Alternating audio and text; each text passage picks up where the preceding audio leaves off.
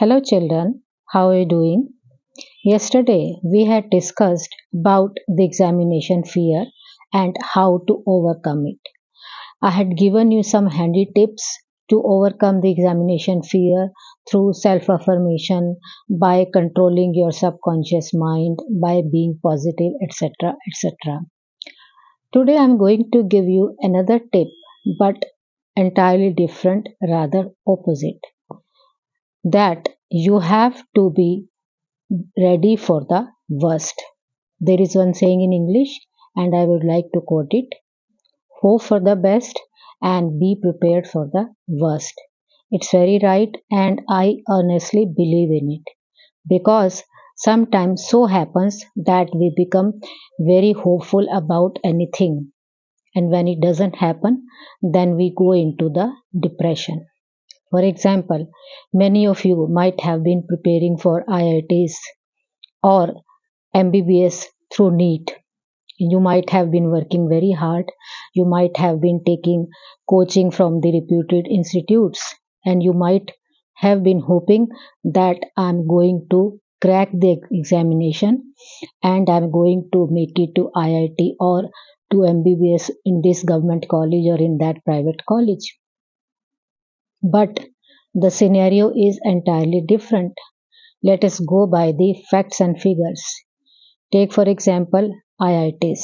If you had taken last year's figures, 2023, last year roughly 9 lakh students had appeared in for admission to IITs in IIT JEE examinations, and there are only 17,000 seats in 23 IITs across India. That means 52 students are fighting for one seat. Now there is probability that you may be out one of that student who may be cracking the IIT entrance examinations. But there are much higher probabilities that you may be out of those 51 who may not be getting it. In the same way, let us take the example of NEET for admission to MBBS. Last year in 2023, 21 lakh students appeared in NEET, and there are 77,000 seats across India in government and private colleges. That means 27 students are fighting for one seat. So again, if we think positively, you may be one student out of 27 who may be getting admission in MBBS. But there are much higher probabilities that you may be out of those 26 who may not be getting admission. In the same way, you can take the facts and figures from Google about your dream course or dream college, whichever it may be. So, if you are not able to get admission to IIT or to MBBS or any of your dream course or college, that doesn't mean that you are not intelligent or you didn't work hard. No, it's just that some other children are much more intelligent than you, much more hardworking than you. That's why they could get admission and you couldn't. So that doesn't make a reason for you to go into depression, to make your parents depressed, to curse yourself, your parents, your teachers, the examination system, or the entrance examination pattern of your country. No, you should not be doing that.